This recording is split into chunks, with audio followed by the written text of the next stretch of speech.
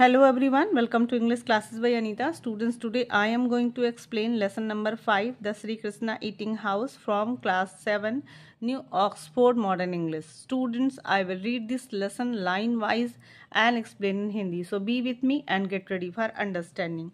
The Sri Krishna Eating House मतलब श्री कृष्णा भोजनालय।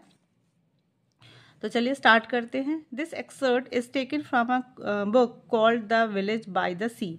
तो ये जो अंश पढ़ने जा रहे हैं, कहानी का हिस्सा जो पढ़ने जा रहे हैं, वो book the village by the sea से लिया गया है, which is a delightful story about a poor Indian family, जो कि एक बहुत ही मनोरंजक कहानी है और एक लड़के की कहानी है जो कि भारतीय गरीब परिवार से है। द 4 चिल्ड्रन, 4 बच्चे हैं, हरी, लीला, बेला एंड कमल।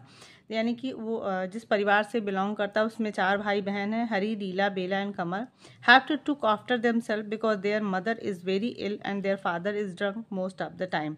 तो उसको जो बच्चे हैं उन्हें अपनी देखभाल खुद करनी होती है, और जो क्योंकि उनकी जो माँ है हमेशा बीमार रहती है, और जो पिता है वो हमेशा मतलब कि most of the time most of the time वो क्या करता है, नशे में रहता है। Hari and Leela are the 2 older children and the main character in this the book. तो हरी और जो लीला हैं वो सबसे अपने घर के सबसे बड़े बच्चे हैं और इस कहानी के मुख्य पात्र भी हैं। Hari feeling it is his duty to care for his family. तो हरी को यह महसूस होता है कि उसका कर्तव्य है कि वो अपने परिवार का देखभाल करे। Leaves his sister and the house and goes to Bombay. और अपना घर और अपनी बहन को छोड़कर बॉम्बे चला जाता है, नाउ मुंबई, जिसको मुंबई कहते हैं आज। Hoping to work and earn some money, मतलब इस उम्मीद में कि वो वहाँ काम करेगा और कुछ पैसे कमाएगा। He knows no one in the big city, वह उस बड़े शहर में किसी को नहीं जानता। But a kind watchman takes him to small and dirty restaurant, लेकिन एक दयालु जो गार्ड है, वॉचमैन है, वह उसे एक छोटे से रेस्टोरेंट, गंदे से रेस्टोरेंट में लेकर जाता है। चलिए कहानी स्टार्ट करते हैं। Hari had been so tired and weak and anxious that first night that he had not really been aware of the place in which he found himself. तो हरी जो है वो बहुत ही थका हुआ होता है, कमज़ोर महसूस करता है और चिंतित भी है। पहली रात उसे ये पता नहीं होता, मतलब उसे मालूम ही नहीं होता, उसके बारे में जानकारी नहीं होती कि जिस जगह में उसे अपने आप को वो पाता है उसके बारे में उसे कुछ नहीं पता होता है। ही ओनली सा it for the first time when he woke next morning, मतलब जब पहली बार वो सुबह उठता है तब उस प्लेस पे जहाँ उसने अपने आप को पाया है उसके बारे में जान पाता है। The Sri Krishna Eating House was the meanest and savviest restaurant Hari had ever seen. तो जो श्री कृष्णा ईटिंग हाउस है यानी कि कृष्णा भोजनालय जो है वो सबसे मीनेस्ट यानी कि सबसे घटिया और गंदा रेस्टोरेंट है जिसको कि रवि आज तक, मतलब आज तक जितना भी रेस्टोरेंट जाता सबसे ज़्यादा गंदा और सबसे ज़्यादा घटिया है। Even in the Thul there were cafe that were pleasanter, मतलब कि यहाँ तक कि जो थुल में जो कैफ़े होते हैं वो भी बहुत मतलब आनंददायक होते हैं, खुशनुमा होते हैं। Usually wooden shacks built in the shade of a mango or frangipani tree with a handful of marigolds and hibiscus crammed into a old ink bottle for a vase। Sorry. तो थुल वर द कैफ़े, मतलब कि थुल में भी ऐसे cafe थे जहाँ पे वो प्लीजेंटली थे, और यूजुअली मतलब कि आमतौर पे जो वहाँ पे जो लकड़ी के वुडन सैक्स, मतलब कि कुछ लकड़ी के झोपड़ी बनाए जाते थे, built in the shade of mango के पेड़ की छाया में, या फ्रांगीपनी जो पेड़ होता है उसकी छाया में बनाया जाता था, जिसमें विथ अ हैंडफुल मैरीगोल्ड यानी कि कुछ मुट्ठी भर गेंदे का फूल या हिबिस्कस का यानी कि गुड़हल का फूल को लेकर एक ओल्ड इंक यानी कि शाही की बॉटल में, इंक की बॉटल में उसको वेस्ट बना के उसमें रखा, यानी कि एक गुलदस्ता बना के रखा जाता था। Coloured bottle of aerated drinks attractively arrange on the slabs, और जो भी कलर्ड मतलब रंगीन रंग बिरंगे और वाताकुलित मतलब कि जो ठंडा किया हुआ जो ड्रिंक्स होता था उसको शेल्फ में बहुत ही सजावट, मतलब बहुत ही अच्छे तरीके से उस पर रखा रहता था। And possibly a bright picture of a god or goddess on the wall with a tinsel garland around the frame and heavily scented juice stick burning before it। और संभवतः उस पर एक बहुत ही चमकीली पिक्चर भी लगी रहती थी देवी और देवताओं की दीवार पे, और उसमें टिंसेल का गार्लैंड मतलब हार पहनाया गया रहता था, और हैविली टिंसेल अराउंड द फ्रेम यानी कि फ्रेम लगा हुआ एक फ़ोटो लगी होती थी देवी या देवताओं की, और बहुत ही तेज़ खुशबू वाली वहाँ पे अगरबत्ती वगैरह जल रही होती थी। मतलब वहाँ पे सुंदर और साफ सुथरा रहता था, छोटा ही रहता था लेकिन साफ सुथरा रहता था। But the Shri Krishna eating house did not have even so much as a coloured picture of Krishna glued to the wall. यानी बट लेकिन जो श्री कृष्णा ईटिंग हाउस है वो उसमें ऐसा कुछ भी नहीं था। उसमें जो कलर्ड पिक्चर भगवान कृष्ण की जो लगी थी, दीवार पे चिपकाई गई थी, or perhaps there had been one and it had disappeared under the layers of grime. तो या तो मतलब कि वो उसमें से फट गई थी, या फिर उसमें आर परहैप्स शायद had been one mean had disappeared, मतलब उसमें से कुछ इसलिए गायब हो गया था क्योंकि वो हो सकता है जमी हुई जो गंदगी थी, लेयर्स था, परत था, उसके नीचे छुप गया होगा। एंड सूट मतलब काला धुआं वगैरह, with which the walls are coated, मतलब जिससे जो दीवार थी वो काले रंग के धुएं से गंदगी से बटा पड़ा था, लेयर बना हुआ था। हो सकता है इस वजह से जो कृष्ण भगवान की फोटो थी वो भी दिख नहीं रही थी, उसका आधा हिस्सा गायब था। The ceiling was thick with cobwebs that trapped the suit and made a kind of furry blanket over on's head। और जो उसकी छत थी उसमें मोटे मकड़ी के जाले लगे थे, और उसमें जो काले धुएं से निकला हुआ जो गंदगी थी उसको मतलब उसमें ऐसा कवर हुआ था जैसे लगता था कि एक मतलब रोएदार ब्लैंकेट तैयार हुआ है सर के ऊपर। The floor and the wooden table were all black, जो फर्श था और जो टेबल था वो पूरी तरीके से काला था। Since they all got an even share of soot from the open stove in the back room where the lentils were cooked all day in a huge aluminum pan and the chapati were rolled by hand and baked। तो जो since they all got, क्योंकि ये जो धुआं था कहाँ से आता था, शेयर ऑफ शूट मतलब ये सारे जो धुएं आता था फ्रॉम द ओपन स्टोव, जहाँ पे एक खुला चूल्हा जला करता था। इन द बैक रूम यानी कि पीछे वाले कमरे में एक चूल्हा जलता था जिसपे पूरे दिन एक बड़े से बर्तन में एल्युमिनियम के पैन में दाल पका करती थी, और चपाती व rolled by hand and baked, और हाथ से रोटी बेली जाती थी और दिन भर उसको सेका जाता था। It was certainly the cheapest restaurant anyone could possibly find in Bombay. तो ये जो निश्चित तौर पे जो रेस्टोरेंट था ये बहुत ही सस्ता था, और जिसको कि पूरे बॉम्बे में संभवतः यही सबसे ज़्यादा सस्ता था, मतलब इससे अच्छा कोई सस्ता रेस्टोरेंट बॉम्बे में नहीं था। Even a beggar could afford to buy himself a meal here, यहाँ तक कि एक भिखारी भी अपना खाना यहाँ से खरीद सकता था। And the usual customers were beggars and coolies who had stopped in between carrying their loads। और यहाँ पे अक्सर जो उसके कस्टमर होते थे वो भी या तो भिखारी होते थे या कुली होते थे, जो कि अक्सर अपना सामान ढोते समय बीच में रुक जाया करते थे। Sack of coal and cylinder of gas, मतलब कि वो कोयले का बोरा ढोते हुए या फिर गैस सिलेंडर को ढोते हुए। And cart pulling who dragged goods through the city on along wooden hand drown carts. और कुछ ऐसे जो कार्ट पुलर होते हैं, गाड़ी खींचने वाले जो होते थे, हु ड्रैग्ड गुड्स, जिसमें वो सामान खींचा करते थे थ्रू द सिटी यानी कि पूरे शहर में, on long wooden hand drawn cart, मतलब जिसमें लंबे हत्थे लगे होते थे और हाथ से उस गाड़ी को खींचा करते थे। ऐसे लोग वहाँ आया करते थे। These people seem to have no fixed working hours, क्योंकि इन जो ऐसे लोग थे उनके पास कोई फिक्स यानी कि निश्चित काम करने का घंटा नहीं होता था। Before daylight there were some waiting for a meal who were given the leftovers of the night before। और कुछ ऐसे भी before day night they were working for a meal who were given the leftover the night before। और कुछ ऐसे people होते थे ऐसा कि जो सुबह बोर होने से पहले ही वो खाने के इंतज़ार में बैठे होते थे और उन्हें जो पहली रात का जो खाना बचा होता था उसे दिया जाता था। And the last came in after midnight when the whole city seemed to be collapsed into exhausted disturbed sleep। और अंत में सबसे लास्ट में कुछ ऐसे भी आते थे जो आधी रात में आते थे।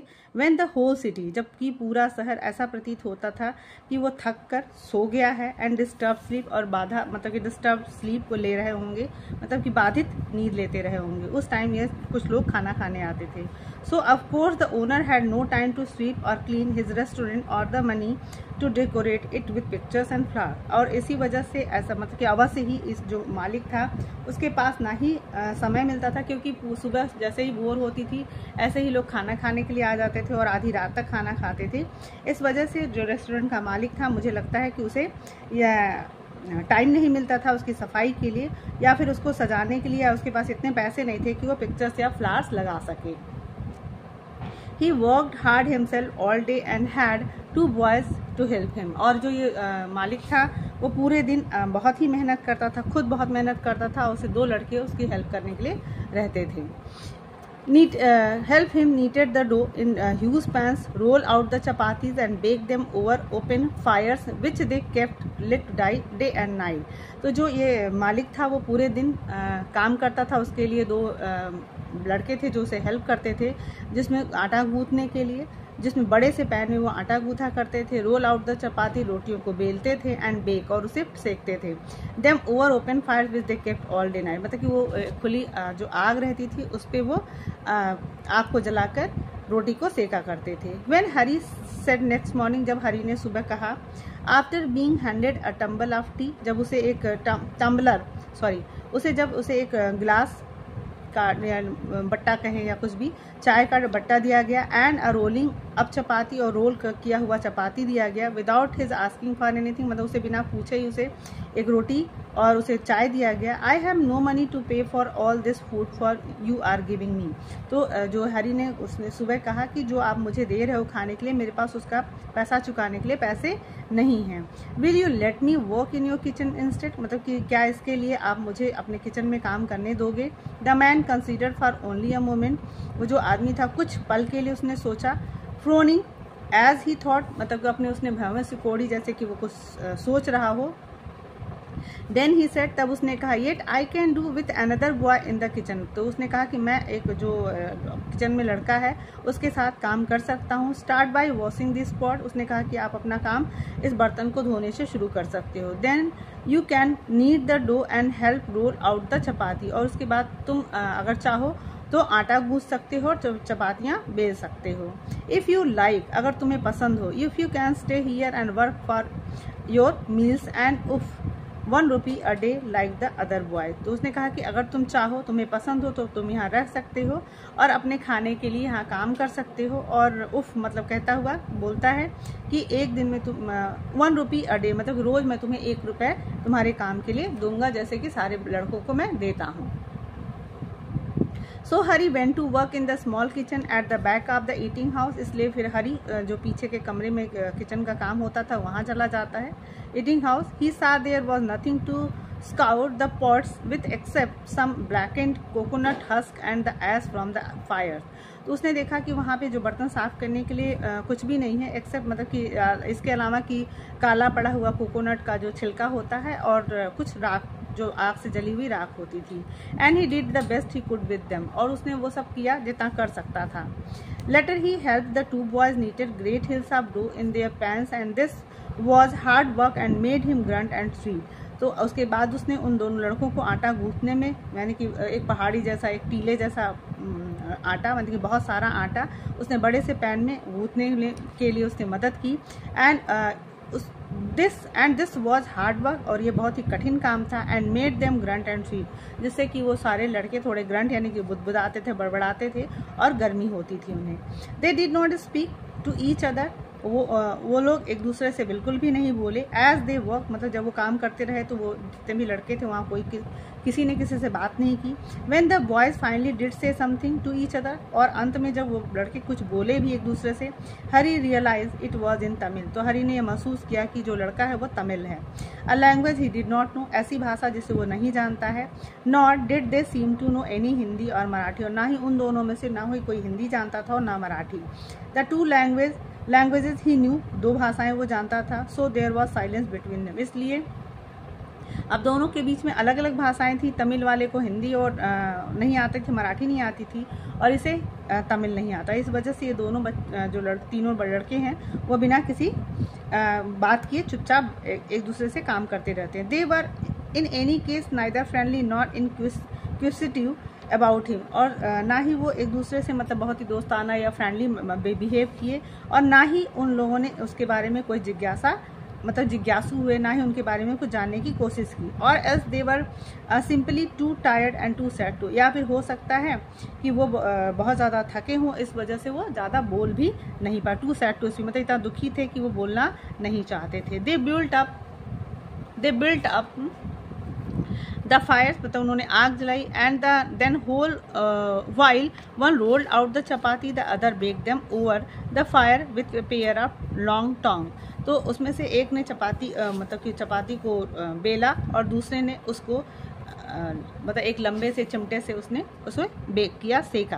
And Hari was given the task of carrying them out to the customers eating at the long table in the front room. और हरी को ये काम सौंपा गया कि वो जो खाना है बड़ी सी टेबल जो आगे के कमरे में लगी थी वो कस्टमर्स तक खाना पहुंचाएगा। There was so much work and such heat in that small place that no one ever seem to have the strength और द टाइम टू टॉक। तो ये इतना छोटा सा जगह था, देर वहाँ पे बहुत ज़्यादा काम था और इतनी गर्मी थी छोटी सी जगह में, इसलिए ऐसा प्रतीत होता है कि ना उनके पास इतनी ताकत थी और ना ही समय कि वो एक दूसरे से बात कर सकें। हरी टू फेल साइलेंट, हरी भी अब मतलब कि चुप ही महसूस कर रहा था, यानी कि चुप ही रहा। ही would have had to remain silent if the man in the shop next door had not proved friendlier। तो उसे वो चुप होना भी रहता, मतलब कि भविष्य में भी वो चुप ही रहता। इफ़ द मैन, यदि उस आगे का जो नेक्स्ट डोर यानी कि सामने की दुकान पे अगर वो जो जिसकी दुकान थी उसमें जो आदमी रहता था अगर वो फ्रेंडलियर नहीं होता, मित्रवत नहीं होता।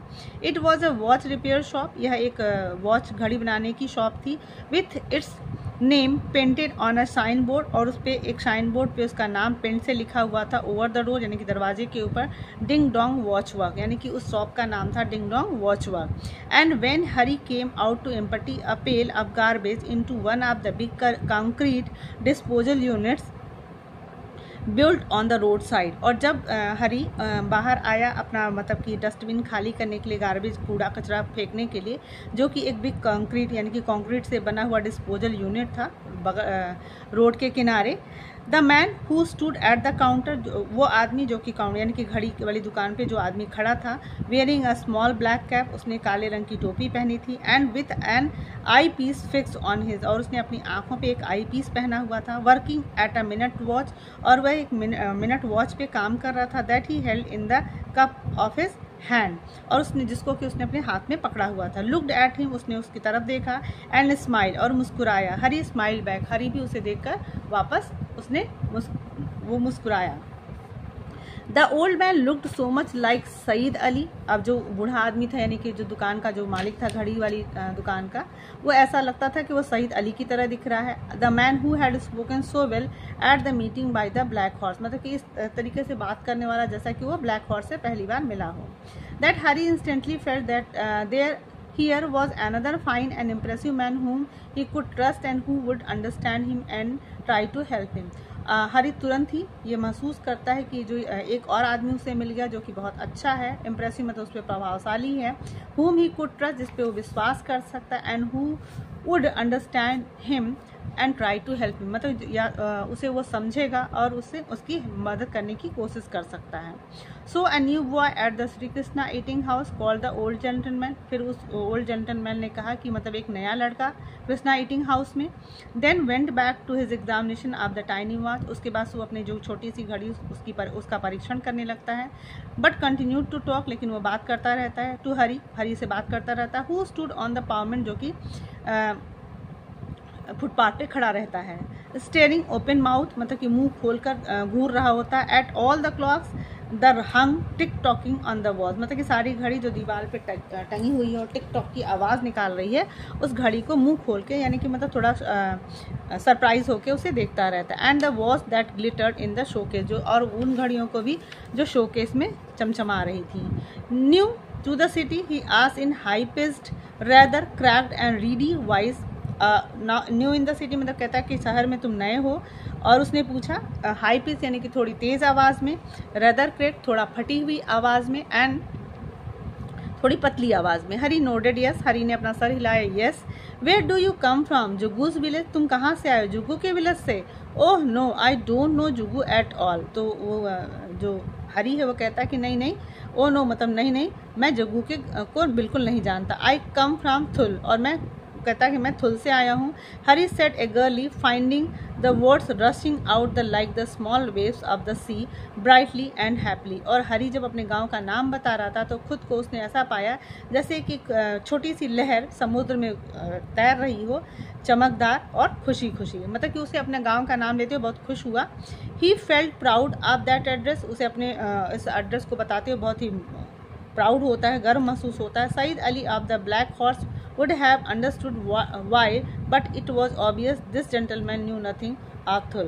तो कहता है कि सईद अली जो ब्लैक हॉर्स वुड हैव, मतलब कि जो ब्लैक हॉर्स का जो सईद अली है शायद उसकी बात को समझ पाए, वुड हैव क्यों उसको खुशी हो रही है, बट इट वॉज ऑब्वियस, लेकिन ऑब्वियस था कि जो ये जेंटलमैन था उस थुल के बारे में बिल्कुल कुछ नहीं जानता था. He looked puzzle and curious, वो थोड़ा सा पजल यानी कि थोड़ा परेशान और थोड़ा उत्सुक दिखाई दिया.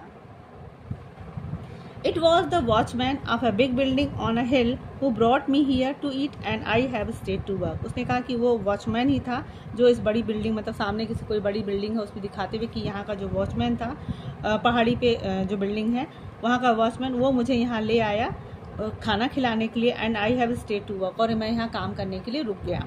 Other people have come to Jugu for help.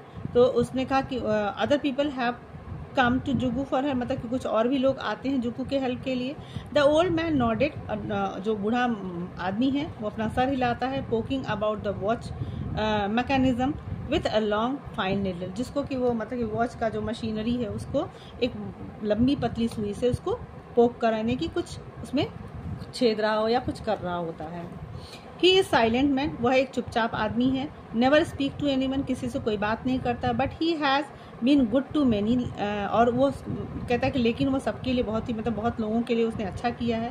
Like those two boys, मतलब कि वो जो अब वहाँ पे जो कृष्णा हाउस में जो दो लड़के काम कर उसके बारे में बता रहा है कि उस लड़कों की तरह हु वर्क फॉर हिम, जो कि उनके लिए काम करते हैं. Their parents were killed in a railway accident, उनके जो माता पिता हैं वो एक रेलवे एक्सीडेंट में मारे गए थे. They were all living on a railway platform, क्योंकि वो एक रेलवे प्लेटफॉर्म पे रह रहे थे. As many do who come to the city to find work, ऐसे जैसे कि बहुत सारे लोग आते हैं और शहर में काम करने के लिए. And one day a train rain over the parents, और एक दिन उनके जो माता पिता थे उनके ऊपर ट्रेन चढ़ गई. As they were crossing the line to fetch water from a pump, जब वो रेल लाइन को क्रॉस कर रहे थे और अपने लिए पानी लेने जा रहे थे पंप से. There is the station where it happened, वह यही एक स्टेशन था जहाँ पे ऐसा हुआ. ही वेव्ड हिज फाइन, अपना येलो हैंड, उसने अपना हाथ हिलाया जो अपना दुबला पीले रंग का हाथ था. With the long needle in it, जिसमें उसने एक बड़ी सी सुई पकड़ी थी. Down the street and then continue, मतलब कि वो स्टेशन को दिखाता और कहता है कि यही स्टेशन था, और डाउन द स्ट्रीट सड़क की तरफ दिखाता और अपनी बात जारी रखता है. That is when Jaggu found the boy, और तभी जग्गू को ये दो लड़के मिले. As he was coming to work on the morning, जब वो अपने काम के लिए यहाँ सुबह आ रहा था. And he brought them here, और वो उन्हें यहाँ ले आया स्ट्रेट अवे, मतलब सीधे वो उसे अपनी दुकान पे ले आया. And gave them food and shelter and work too, और उसने खाना भी दिया, उसे शेल्टर यानी कि उसे शरण भी दी और काम भी दिया. Hari was shocked by the story but he did not like to be thought of as another orphan in Jugu's care. तो हरी वॉज शॉक्ड, हरी को बहुत शॉक्ड हुआ, मतलब थोड़ा सरप्राइज हुआ इस कहानी को सुन के, बट वो नहीं चाहता था कि उसके बारे में कोई ऐसा सोचे कि वो एक जुगू के देखभाल में एक कोई और भी अनाथ आ गया है. He did have parents after all, मतलब कहता है कि कम से कम उसके पास तो माता पिता हैं ही. Even if one is was a drunkard and the other an invalid, तो कहता है कि इवन मतलब कि हो सकता है, कहता है कि मेरे पास माता पिता हैं, हाँ हो सकता है कि वो मतलब कि ड्रंकार्ड है, मतलब नशेड़ी हैं, और एक इनवैलिड मतलब कि वो कोई काम करने लायक नहीं है. एंड अ होम, घर भी है उसके पास, अ प्रॉपर होम, मतलब एक सही तरीके का घर है. Not just a place on a railway platform, मतलब कि एकदम प्लेटफॉर्म की तरह उस घर, मतलब वो प्लेटफॉर्म पे नहीं रहता है. यहाँ कहने का मतलब है कि उसके माता पिता भी हैं, उसका घर भी है.